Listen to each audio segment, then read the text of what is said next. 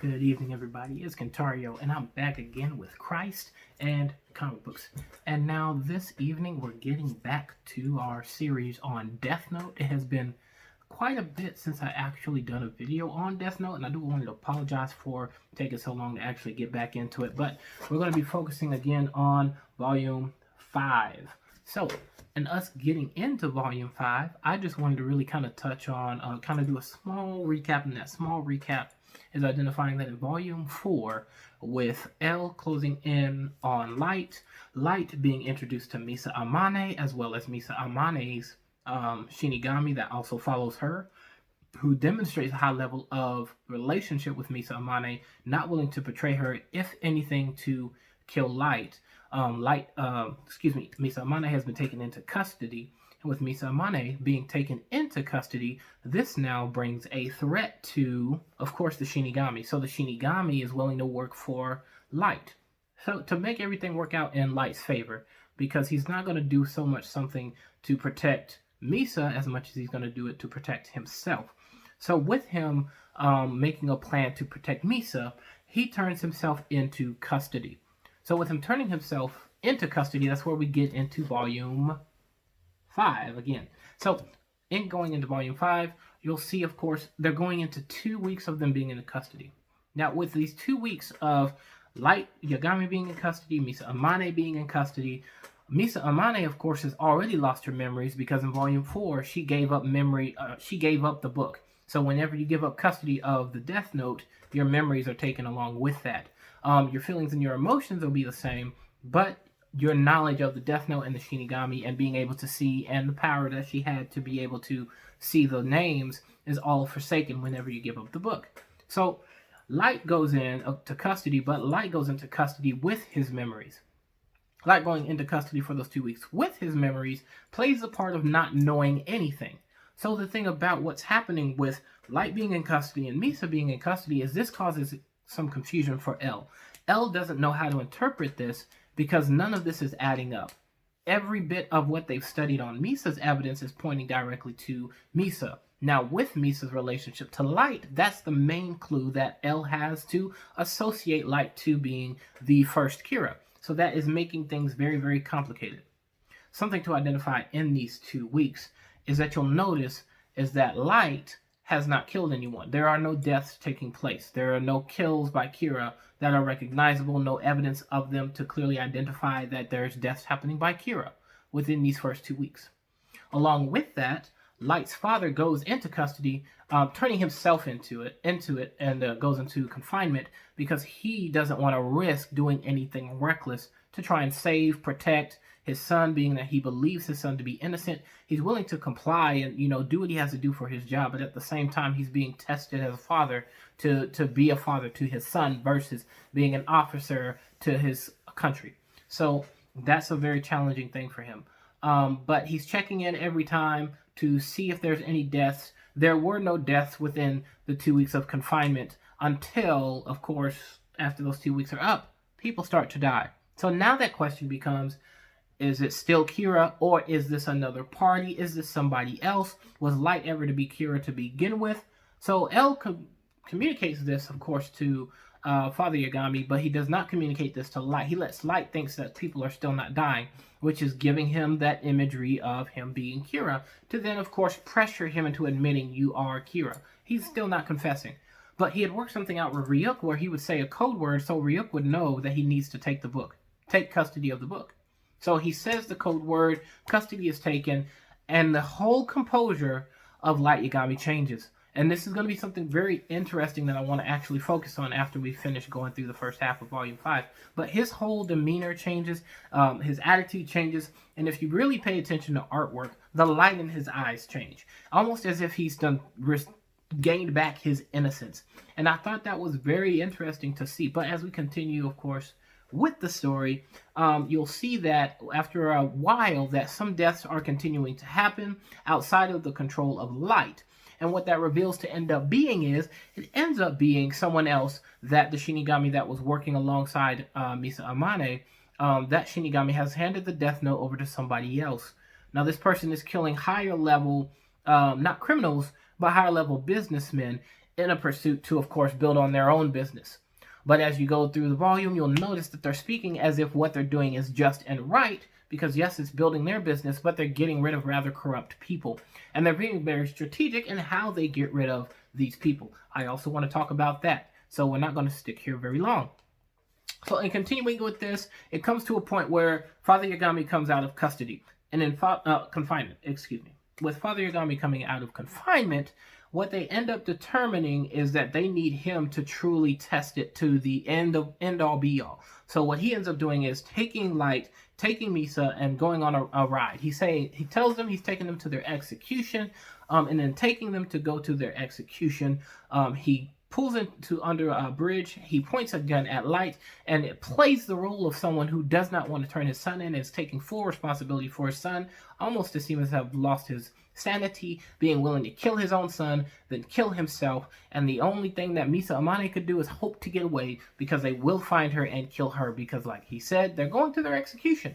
And in this moment, you see a very dramatic build-up, because Misa Amane is panicking, Light is panicking, and you see this stern look in the father's eyes, challenging his son to confess that he is Kira. But there is no confession, and in sticking to that, they determined that, okay, in this instance, my son is not Kira. So he's released, and Misa is released from confinement. Now what happens here, however, is they're not completely let go, but they're taking them into custody.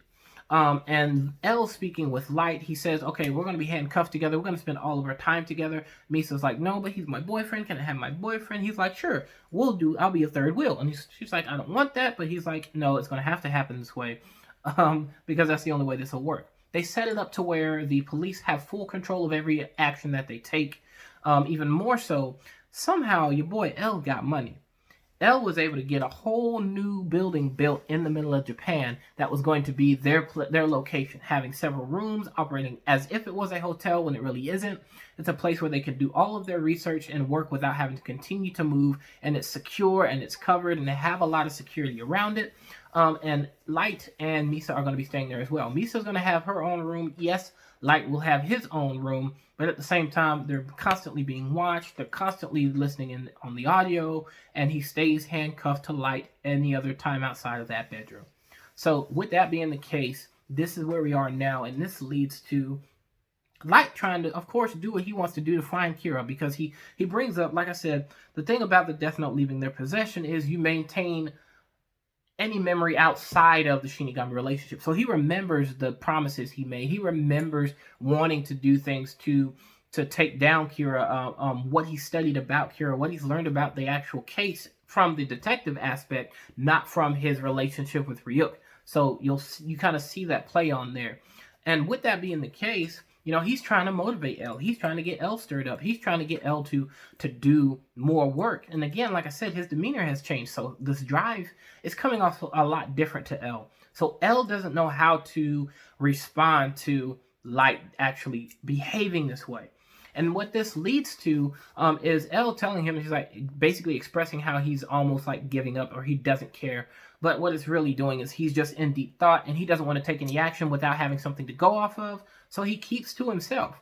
But Light doesn't like this, and Light starts to lash out at him. It's one of the major actual physical fight scenes you see, because you see Light deck him in the face, and then you see L kick him in the mouth, and then you see it back and forth. They're swinging on each other, beating on each other. Misa Amane's freaking out, and all of this other stuff, but they're just wailing on each other. But at the same time, L is just thinking. L is studying every move that Light makes, determining, what have I lost and what can I now gain with things having changed.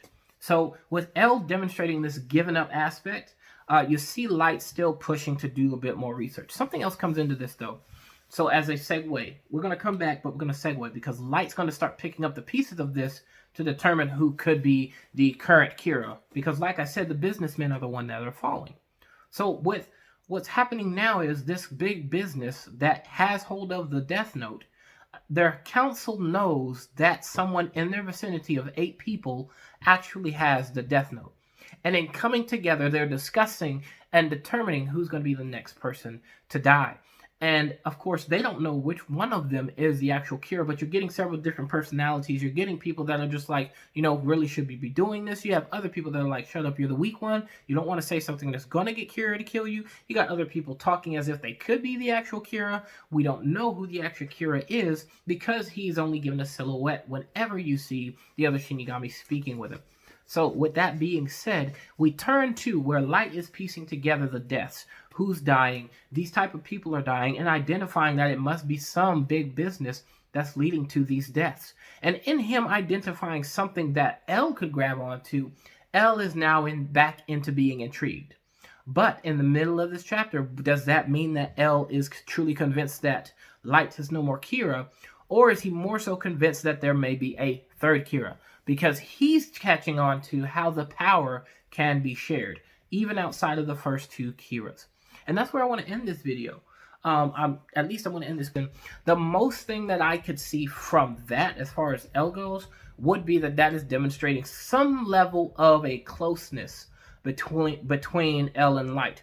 Like that's where the conflict, I guess you could say, comes between what man sees as God versus what we believe as Christians to be who Christ is. So that's that crosshairs there, because he's regained his innocence. So in wanting to, of course, be a savior to a people, as the people perceive their savior to be, for the Christian savior to not move or be so driven at the level that man believes that God should be driven to save them, or to be looking into certain things. Christ thinks differently, and we're seeing that with L. Christ thinks differently. He's not going to operate at the pace that we think he should. You're not getting reactions from L. You're not seeing emotional change from L. Defending himself, sure, because they fought. But showing that emotional reaction, he's not. Because in the midst of getting hit, he's still thinking. He's still strategizing. So you see that difference. Now, when you look at Light and Light's demeanor changing, there's a regaining of a certain level of innocence. It's almost as if who he is without knowledge. I think that's also something. I think that's very creative to think of who we are without knowledge. Because if he hadn't gained this power, he would have still had a certain level of this corruptive feeling and emotion and thought process present there. But in this instance, you can see it. The light has gone back into his eyes. So it's almost as if he's innocent again. So in this case, it's almost as if the apple has been taken from him, in a sense. Because like I said, it's like Adam and Eve eating from the tree. He partook of the tree of the good knowledge of good and evil. So of course he would be driven to act like God and do things to end the lives of those that are evil. But in this case, it's as if that has been taken from him. So he's back to being the image of God that Adam and Eve were originally created to be. So he's almost acting in that character. But again, that kind of still plays into how man perceives that God should be, right? That's still playing into that mindset. So the next thing that I want to also observe in this, that I think is very important in this coming to a close of this video, is the round table of the businessmen. I thought that was the most interesting thing to come into play. From one aspect, you're looking at, okay, we're killing evil in a different sense. We're addressing another level of evil, but that's not really what's happening here. What's being relayed here is a religious mindset of sacrifice needing to take place so that someone can have the greater and have that more. So they have the round table identifying who's going to be our next sacrifice. Who are we going to sacrifice to our God? Because again, the people at this round table, though they're doing it for evil intent, still recognize Kira as Kira. So that's why they're making sure that their sacrifices are proper sacrifices to feed the so-called God in this instance. People wouldn't think a pure innocent person, innocent baby, innocent animal should be the one that should be laid before God. I can see what's being played off in that. It should be someone that's corrupt. It should be the evil that should be ended and be that sacrifice. So we can have all the riches without having to continue to live alongside the evil. So I thought that was a very interesting thing as well. And I look forward to hearing from you guys on what you think that means, on what you think of that round table. If you guys please make sure that you subscribe to my channel, hit that subscribe button that you can see right around here, as well as make sure you check out my other past videos so you can get caught up if you're just now checking me out. Thank you guys, and y'all have yourselves a blessed day. Good night.